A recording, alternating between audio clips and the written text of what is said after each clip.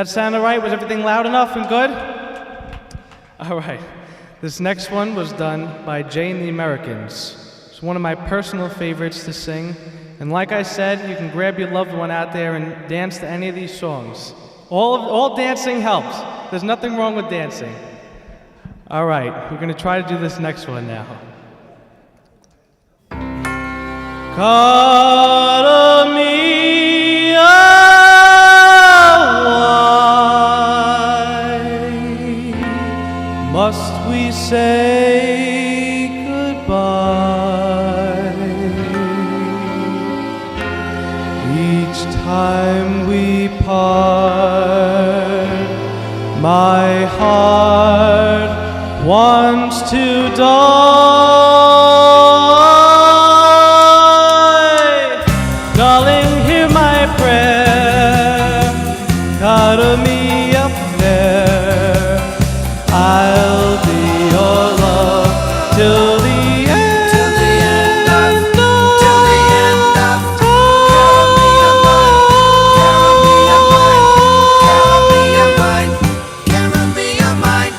Cara mia, why must we say goodbye each time we part?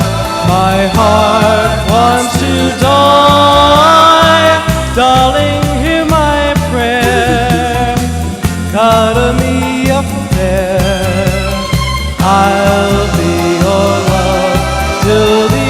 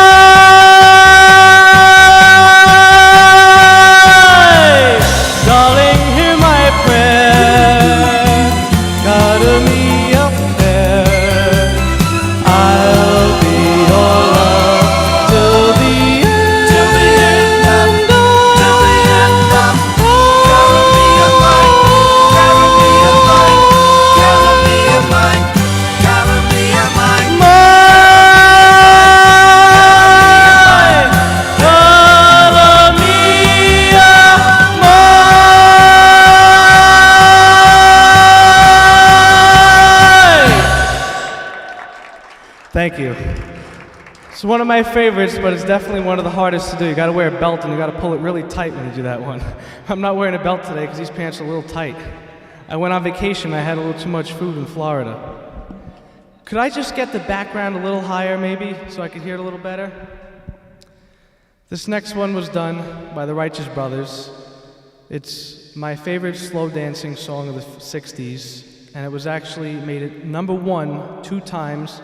And I still think that today it's the best slow dance, and I don't think it'll ever be beat. This is how it goes.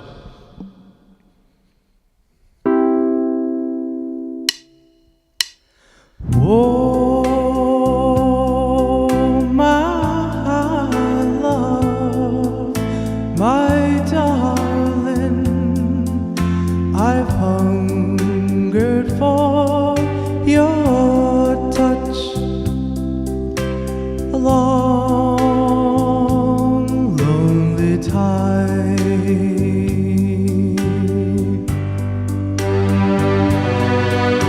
and time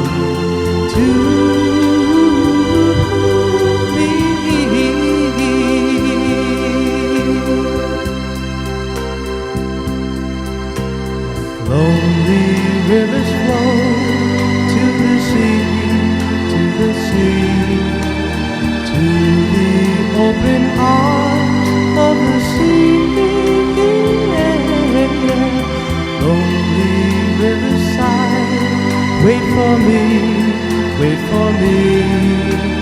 I'll be coming home, wait for me. Oh, my love, my darling, I've hungered for your touch along lonely time,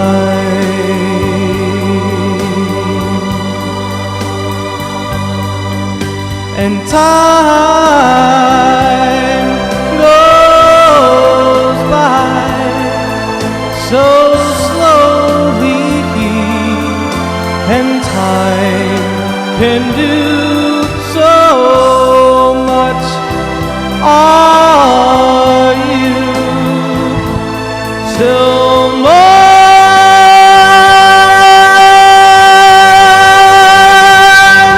I need your love.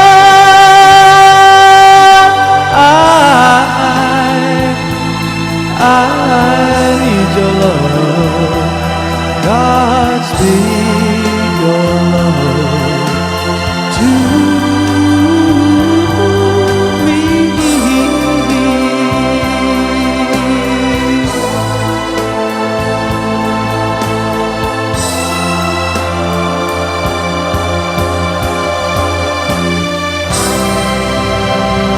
Thank you. I'm doing a lot of hard songs today. That one's even harder than the one before. This next one, when Larry does it, Larry Chance, a good friend of mine, he always dedicates it to all the veterans and all our servicemen and women. So every time I sing it, I always make it my last song, and I do the same as he does to carry the tradition on, and we're gonna make it live forever. And I'm glad that Larry still does this song, just as good as he did when he first did it.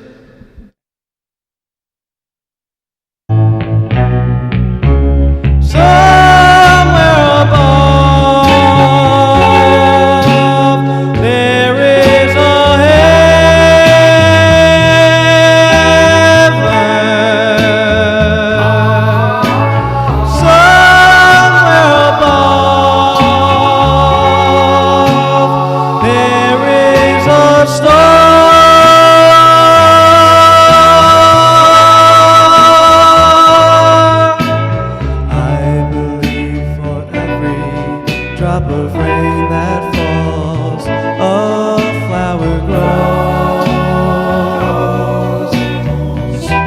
a flower grows. I believe that somewhere in the darkest night, a candle glows, a candle glows. I believe for everyone who goes astray, someone will come to show the way.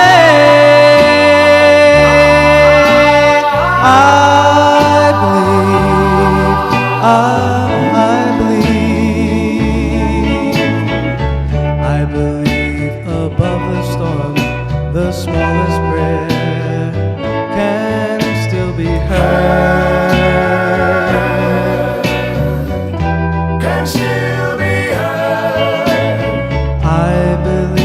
Someone in the great somewhere hears every word. Hears every word. Every time I hear a newborn baby cry, or touch a leaf, or see the sky, then I know I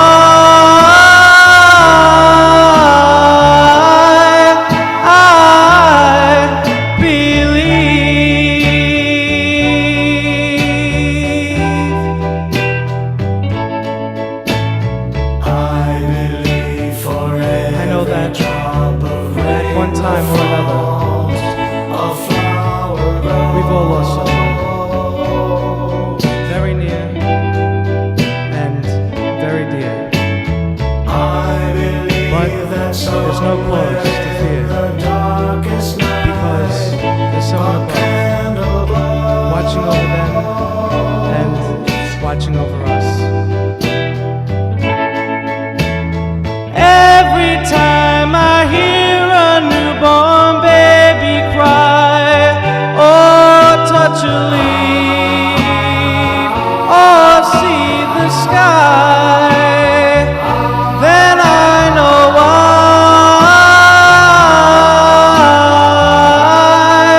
I believe.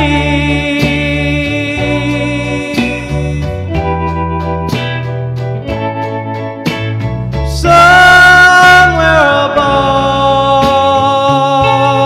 above, there is a heaven.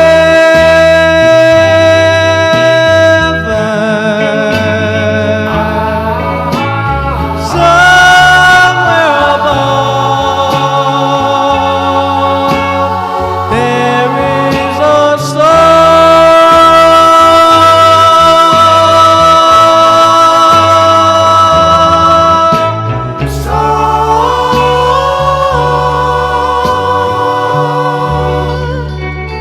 Thank you.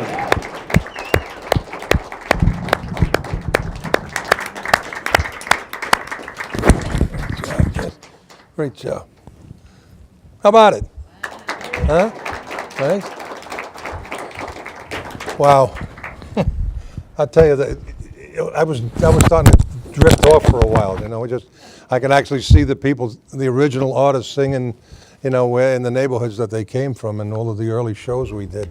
So that's a good tribute. I mean, the fact that you can actually bring people's memories back to that time and do it the way you do it, it's a great thing. It's a great gift. God bless you. Thank you. Good luck. Tell us about the PBA special, the PBA special. Well, my good friend Dennis Nardone called me on the phone, and he told me, he said, Chris, you got to sign up for this PBS thing that TJ is doing. I didn't know who TJ was because I really haven't watched the PBS because it was on such a long time ago. The last time they did it was maybe like 10 years ago or something like that. So I'm only 18. So then I didn't even know how to speak barely. So I auditioned for it and I made it, and it was the best experience that I ever could have done in my whole life. It was 2 days long of filming and doo-wop all around just everywhere. You go in the hallway, there's doo-wop. In the elevator, there was doo-wop. I felt like if I was born in the 50s, that's what it would have been like. So for me, it was special. That's great. That's great. I heard there were some long hours. Yeah, very long. The show was 6 hours both days. It ended at about 2 or 3 in the morning. Right. To do an hour and a half, Yeah. clip on, it's amazing. It's amazing. There were a couple of guys out there. As you mentioned, the Silvertones had come in from Italy. They did it, and this, the greatest part about this is now you wind up meeting people that you never would have met. Not only from different neighborhoods in the New York area, but now you're meeting people from different countries. So there's a common denominator between you with the age group, and it's going to happen. I mean, there's going to be the next 10 years are probably going to be yours. I mean, how many more years? You saw my cake. If I had any more candles, the alarm would have went off over here. The smoke alarm would have went. But, so there's no way that I'm going to be around 10 years from now singing. But the point is that at this point you're going to meet these guys again somewhere along there, and the girls too. And it's going to be like a home weekend. That's the best part about when we do shows today. As I said with the Flamingos. I grew up listening to the Flamingos. Next thing I know, I'm singing with the Flamingos, Yep. and 60 years later, I'm still singing with the Flamingos. It's amazing. And when we get backstage, you're on stage for a half hour, but you're backstage for about 12 hours. Yeah. That's the greater thrill of it all. So you feel like you're part of something, Well, and yeah. you definitely will be part of something down the future. Like I got to sing with the Duprees on the show, and I did "You Belong to Me," so that's why I did it tonight. Of course, with them it sounds much better because they're unbelievable. Yeah. And that was singing on stage. It was. Now that I look at the video, that came out on TV, I realized I wasn't smiling, but that's because I was gonna cry the whole time. I couldn't even smile because I couldn't believe that I was singing with the Duprees. Now I saw that you weren't smiling too much tonight. Do I make you cry? Is that That's why. yeah, right. And it's hard to smile and sing, and then you get emotional with some of these songs No, because you're so happy. It's going to happen a little at a time. Right now, the butterflies are in there too. Yeah.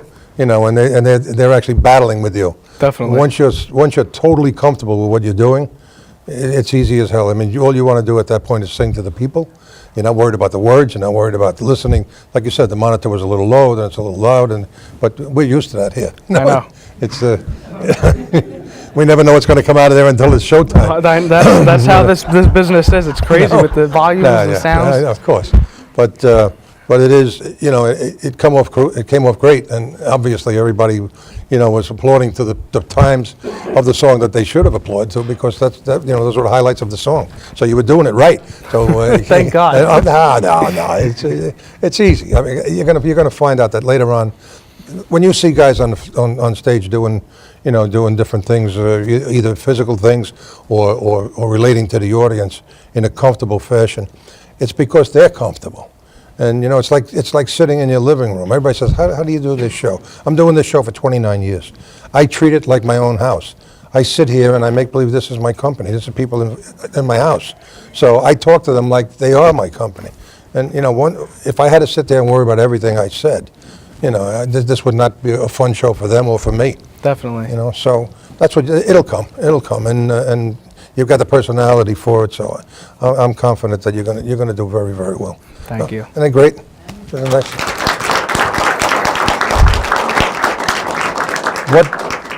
You live in New York, but as you were saying, you live in Westchester. Westchester, yeah. Are you born and raised there? Yes. Okay, and do you work anywhere in the area doing this, or is this something on the weekends or anything? I've been doing a lot more shows now since PBS. My friend Dennis Nardone got me into all the shows. Mm-hmm. So now I got a lot of shows lined up, and hopefully they just keep on coming, because I love doing it. They'll come. I know Dennis when he was your age, you know. I know Dennis a long time. And he's got a couple of things going for him now. He's got a show happening, in the Bronx. In the Bronx, yeah. So, and you know, legends are out there. We got promoters out there that obviously have seen you now, you know, and I'm sure that you know, their minds are ticking right now. So maybe you know, someday you'll be doing something on one of their shows, or another promoters we got back there too. Mike, the two mics are out there. We have a couple of mics up front, and we got two mics back there. But they've got some shows going on too, up in Schenectady. Mikey, where's your show? You're up in Schenectady, the next one, right?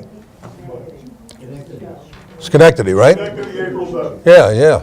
So and then obviously there's another one you're working on for the State Theater in Jersey. September 22nd.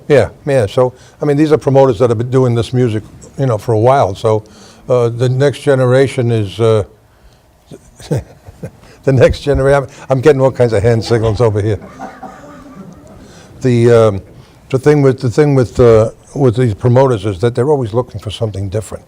And it started years ago. I used to manage a young boy by the name, well, I handled this, not manage him, but I was booking him exclusively for a while. Young Staten Island kid by the name of Eamon Doyle, who was a group called Eamon and the Elations. And he was one of the first guys to actually, 13 years old, sing with a doo-wop group. And they had a pretty good run. And he wound up, when his voice started to change, he literally wound up with my vocal coach, and he wound up with the #1 record in the country for a while. And he did the Jay Leno show, he did the David Letterman show, and he was supposed to open for Britney Spears when Britney Spears had a psychological fall, and they had canceled her tour. But he's got another record out now, and he's in his 20s, just late 20s, and I just saw him not too long ago. He just got married to Eamon. Good luck, congratulations. And then you had Kid Kyle.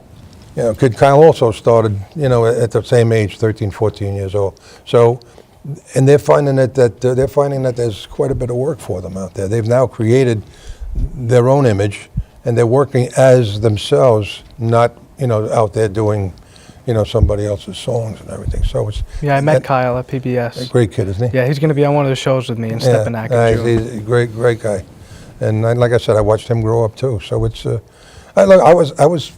my first record, I was 15 years old. You know, I recorded my first record when I was 15. I recorded Little Star I recorded it at 16 years old, and it was released a couple of months later when I turned 17. But so I can relate, you know, to the early feelings, you know, and the butterflies. Yeah. They don't just come with you, they go for everybody. I had them, you know.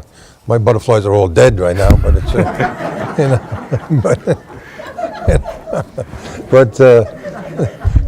they became moths and they crawled away. You know. But what are your goals? Do you have goals other than the fact that you want to do the doo-wop? Is there anything other than that you want to do? I mean, I love 50s music. I love everything about the 50s, the 60s, 70s. I mean, when I was little, I never liked music at all until maybe I was about 10 and I heard it in my grandpa's car for the first time. He had on Larry Chance's CD. Your grandpa's what? In my grandpa's car. I thought you said your grandpa's car, forgive me. No. I thought you said grandpa's coffin. No. God. We were in his car and he had on Larry's CD. And after that, I heard he sang Streets of the Bronx. That was the CD yeah, that he sure, had, and the fast version of it, Right. which I never heard because I didn't even know music. Right. After that, I loved it because my grandpa had a group also when he was a kid. Did he really? His group was Joey and the Quotations. Okay. And so after that, just he got me into it, and then the more music, and then I love old cars too, so I'm a big Cadillac fan. Oh. As they call me, Cadillac Chris. Really? All right. You're going to buy a Cadillac now with your Oh, I first already have check? two. You have two? Yeah. All right. Well, I made my record out of bike. All right. What kind of Caddy do you have? I have a newer one that I drive, and I have a 76 Eldorado convertible. Beautiful. All That's right. my Sunday car. Is it red? It's red with white interior. There you go. It There is. You go. No, cars were my biggest downfall. I mean, that was my. It wasn't drugs. It wasn't liquor. It wasn't smoking. It was cars. Every year I had a new car, and every year I used to be. Everybody loved my cars. You know, I had good taste in cars, thank God. And I went from Oldsmobiles to Pontiacs, and then I went to Jaguar, and then I had the Mercedes, and then I got hooked up. I actually had the last Caddy I had was a CTS. Unfortunately, I had to go for. I got arthritis of the neck from trying to get in and out of the CTS. You had to get in like this. I'm not lying. They're not like what they used to be. I actually did damage to my neck from driving a Caddy CTS. Yep. And I'm too tall for a convertible. You know, you sit in a convertible, your head is above. Yeah. You look like a clown car. You know, your head is above the windshield. But although I did have about 3 or 4 convertibles too. Good for you. Good for you. The fact that you like the newer music, I mean, do you see somewhere along the line that's where you want to wind up, or do you want to do this forever? I mean, this type of music. I mean, I've always loved this music. Would I be open to trying new music? Sure. Yeah. I love Bruno Mars. I think he is the best of today. Yeah. I think he's like the Michael Jackson of today. But I do love, old music is always my number one. Bruno Mars' father was a disc jockey in Hawaii who played doo-wop music. So Bruno grew up with doo-wop music. He's got a version of Why the Fools Fall in Love. Does a great job with it too. And he's a big doo-wop fan. He loves doo-wop music. And I met his father actually a long time ago because when our record was #1, it was the biggest selling record in the history of the Hawaiian Islands. And we were out in Hawaii. They had closed all the schools and everything, and we had everybody there. We wound up doing a couple of radio shows and everything. But he was one of the guys out there, and I didn't. Of course, you never know what his kid is going to be doing, but it's phenomenal. I'm a big Bruno Mars fan, by the way, too. So that's great. He's great. That's great. Yeah. Well, anyway, is there any place in the very near future that you know you're going to be, that somebody can see you? Is there anything that you want to? I will be at the show in Queens at the Holy Cross High School, April 28th. So that's with in a me. few weeks. I'm with you. Oh, okay. I didn't know And the that. Marcells are going to be there. Absolutely. And I'm going to throw something in about 2 seconds. and then I have another show June 16th at Stepinac High School in White Plains. That's going to be with Kid Kyle. The Duprees are going to be there, Right. and a few other groups. So that should be a sold out show also. Beautiful. Duprees have done this show about 3 or 4 times already, and I know those guys also for some number of years. So I want to see you then. Holy Cross, April 28th. Yes. The night before we do Westbury. That's why I'm a little confused. But we'll be at Westbury Music Fair the night after. All right, great, Chris. It was Thank you, really a Vito. pleasure. Really Thank a you. pleasure. How about it? One more time. Why?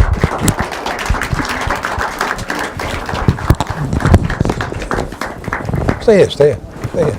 We're going to say goodbye together. And actually, Ron Rossi was good enough to bring you down here and put us in touch. So I'm really grateful for that too.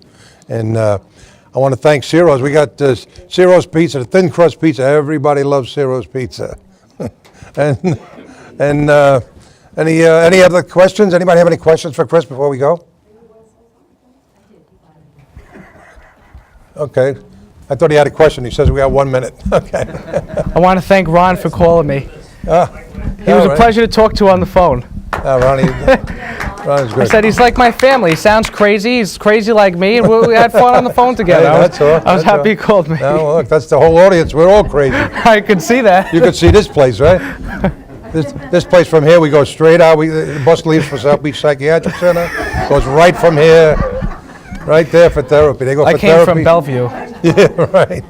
Anyway, I think that we've got. What do we got? How many more time? We got about another minute. Oh, we're done.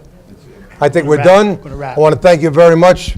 Thank you for the Temptations over there doing this. And thanks so much, everybody, for coming. Once again, Chris Ruggiero, keep your eyes and ears open. You're going to see him. I promise. Thank you. I'm telling you that. Okay. Thanks for having me, Thank Vito. you so much. Good night, everybody.